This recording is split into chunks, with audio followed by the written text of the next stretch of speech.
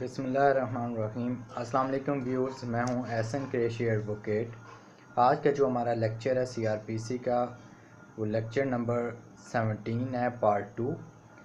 17 کا پارٹ 1، اس میں ہم نے اٹیچمنٹ آف پراپرٹی آف ابسکانڈر، اس کا ہم نے پہلے 5 سیکشن ڈسکس کیے تھے، جو 88 کے سب سیکشنز 5 ہیں، ان کو ہم نے ڈسکس کیا تھا۔ آج ہم جو ڈسکشن کرنے جا رہے ہیں جو ریمیننگ پارٹ ہے اس کا، یعنی کہ سیکشن 6 اور 7 کو، سب سیکشن 6 ہے اس کے فردر اس کو ڈیوائیڈ کیا گیا، جو کہ کلاسز اے سے لے کر ای تک ہے، 6E تک، اس کو ہم ڈسکس کریں گے۔ ہم نے جیسے کہ پہلے کہا تھا کہ جب بھی ایک اشتہاری ملزم کسی کو شخص کو ڈکلیئر کیا جاتا ہے تو اس کے بعد وہ فوراً کسی بھی ٹائم پر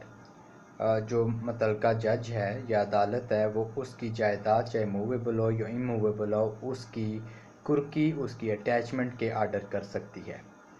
اب اس کے حوالے سے سب سیکشن 1 میں لکھا گیا ہے کہ ایٹ اینی ٹائم،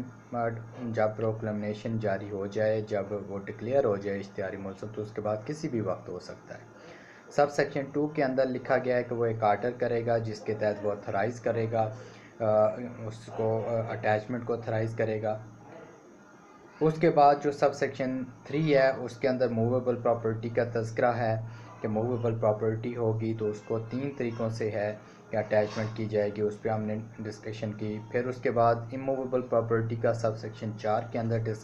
تذکرہ ہے، جس کو ہم نے آلریڈی ڈسکس کیا۔ اس میں بھی 3 ہی طریقہ کار کو بتایا گیا ہے کہ 3 طریقوں سے اس کی اٹیچمنٹ ہو سکتی ہے۔ اور اس کے بعد جو 5 ہے اس کے اندر ہم نے آلریڈی ڈسکس کیا تھا کہ اگر کوئی پیرشیبل جو لائف سٹاک یا پیرشیبل اگر کوئی پراپرٹی ہو تو وہ جو متعلقہ جج ہے اس کی امیجیٹ سیل کا وہ آرڈر کر سکتا ہے۔ اب ہم 6 کے اوپر آئیں گے کہ جو 6 ہے، سب سیکشن 6، اس کے اندر کیا ہے۔ اس کے اندر یہ لکھا ہوا ہے، جو سب سیکشن 6 ہے اس میں لکھا ہوا ہے، جو بیسیکلی اوپر ہم نے بات کی تھی کہ ایک ریسیور بھی اپوائنٹ کر سکتا ہے جج، جو اس پراپرٹی کا چاہے موویبل ہو یا ان موویبل ہو کہ انتظام و انصرام کا ذمہ دار ہوتا ہے، وہ اس کی دیکھ بھال کرتا ہے۔ تو وہ جو ریسیور ہے اس کی لائبلٹیز، ڈیوٹیز اور پاورز جو ہیں وہ وہی ہوتی ہیں جو ایک CPC کے اندر، سول پروسیجر کوڈ کے اندر، جب کسی پراپرٹی پر کوئی ڈسپیوٹ ارائز ہوتا ہے تو وہاں پر جج یا متعلقہ کورٹ کوئی ریسیور اپوائنٹ کر دیتی ہے کسی شخص کو، تو اس کے ذمہ کچھ کام لگا دیے جاتے ہیں کہ اس نے دیکھ بھال کرنی ہے، اس کا رینٹ وصول کرنا ہے، یا جو بھی اس کی مینٹیننس کے والے سے خیال رکھنا ہے، جو بھی اس کا انتظام انصرام اس کو مینیج کرنے کے والے سے ہوتا ہے۔ وہ جو اختیارات CPC کے اندر ہیں ریسیور کے، وہی اختیارات، وہی پاورز، وہی اس کی لائبلٹیز، وہی ڈیوٹیز جو ہیں فرائض اس کے اس سیکشن کے تحت بھی اگر کوئی اپوائنٹ کیا گیا ہو تو اس کے بھی وہی اختیارات ہیں جو کہ CPC کے تحت جو ریسیور کو حاصل ہیں۔ اب ہم نے ریسیور پہ بات کر لی کہ بیسیکلی کسی پراپرٹی کے حوالے سے، اس کے انتظام و انصرام کے حوالے سے دیکھ بھال کے لیے کورٹ اگر کسی شخص کو اپوائنٹ کر دے تو وہ ریسیور کہلاتا ہے۔ اب اس کے اندر جو 6 کا جو سب سیکشن 6 ہے، 6، اس کا A کلاز کے اندر کیا ہے وہ بھی ہم اس کے کر لیتے ہیں۔ If any claim is preferred to or objection made to the attachment of any property attached under this section within 6 months from the date of such attachment by any person other than proclaimed offender on the ground that the claimant or objector has an interest in such property۔ اب اس کے اندر لکھا کہ اگر کوئی بھی Clement آ جاتا ہے، کوئی بھی آبجیکٹر آ جاتا ہے جو ادر دین اشتہاری ملزم ہو، یعنی کہ جو اشتہاری ملزم ہے اس کے علاوہ کوئی شخص آ جاتا ہے، اٹیچمنٹ جیسی پراپرٹی کی ہوتی ہے، اور کوئی شخص آ جاتا ہے اور کہتا ہے کہ جناب یہ تو میری پراپرٹی، میرا اس کے اندر انٹرسٹ ہے، میرا اس کے اندر شیئر ہے، یہ آپ نے پراپرٹی جو ہے یہ اس میں میرا کلیم بنتا ہے، میرا رائٹ بنتا ہے، یہ آپ نے اس کی اٹیچمنٹ جو ہے یہ نہیں ہونی چاہیے تھی۔ اگر کوئی شخص 6 مہینے کے اندر اٹیچمنٹ کے آرڈر ہونے کے 6 مہینے کے اندر کلیم آ کر دیتا ہے تو پھر کیا ہوگا and that such interest is not liable to be attachment under this section. اور وہ یہ کہتا ہے، یہ پلی لیتا ہے کہ جناب یہ میرا اس کے اندر انٹرسٹ تھا، میرا شیئر تھا، اس پراپرٹی کو آپ کو اس سیکشن کے تحت اٹیچ نہیں کر سکتے تھے.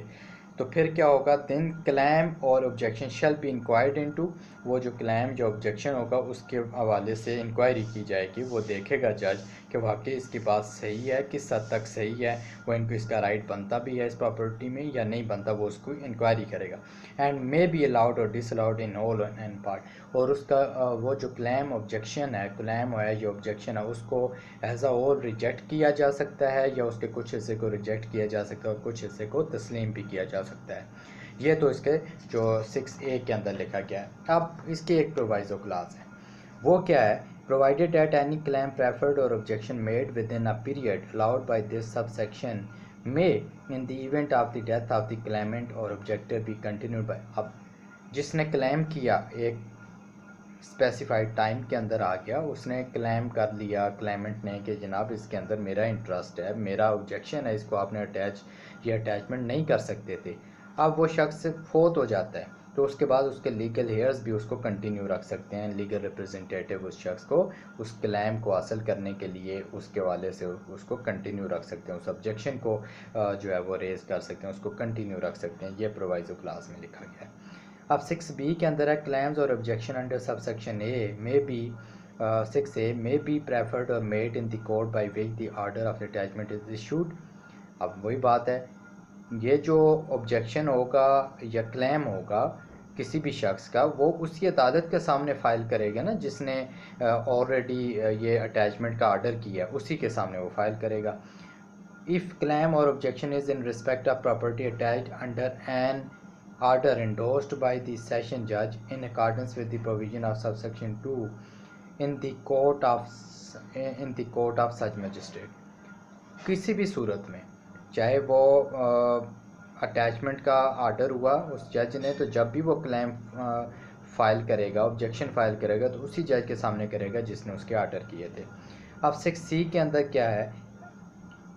every such claim or objection shall be inquired into by the court in which it is preferred or made. Definitely جس میں آبجیکشن ریز کیا گیا، جس کورٹ نے اس کو بیسیکلی اٹیچمنٹ کے آرڈر کیے ہوتے ہیں، وہی اس کو انکوائر بھی کرے گی، وہی اس کو دیکھے گی کہ اس کا کتنا رائٹ بنتا ہے یا نہیں بنتا.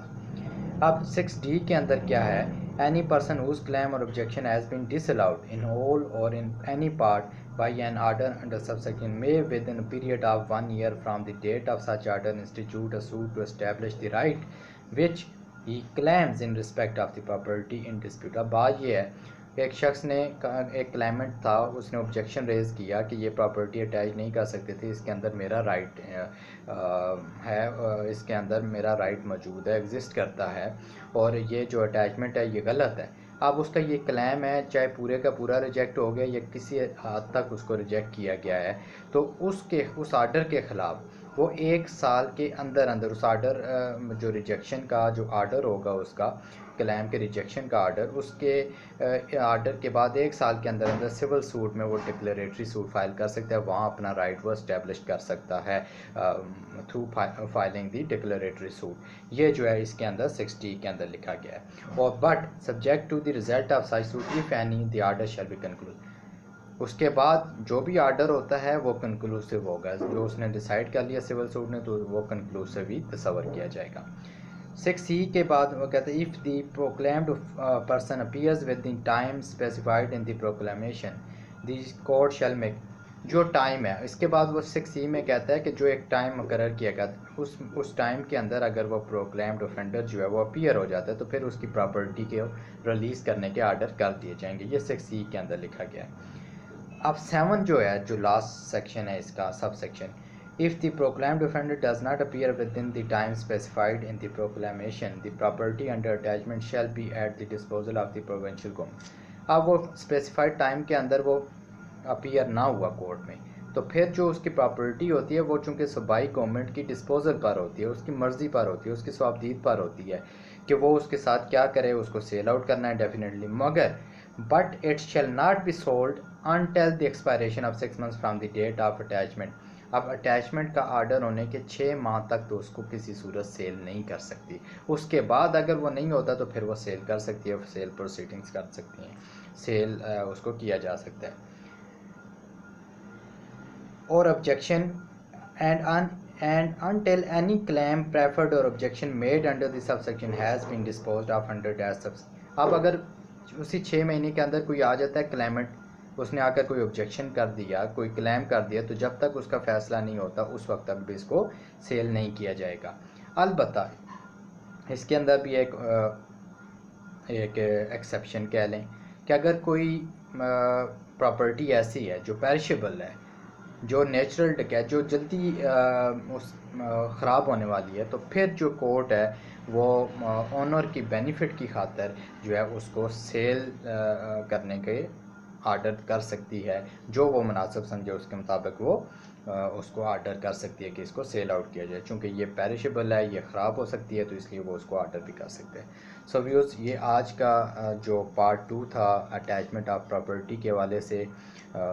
جو لیکچر وہ بھی کمپلیٹ ہوا. مجھے امید ہے کہ آپ کو یہ میرا لیکچر پسند آیا ہوگا. اگر لیکچر پسند آیا تو میرا چینل سبسکرائب کیجئے, اپنے دوستوں سے شیئر بھی کیجئے, اور کمنٹ سیکشن میں اپنی آراء سے مجھے ضرور آگاہ کیا کریں. والسلام.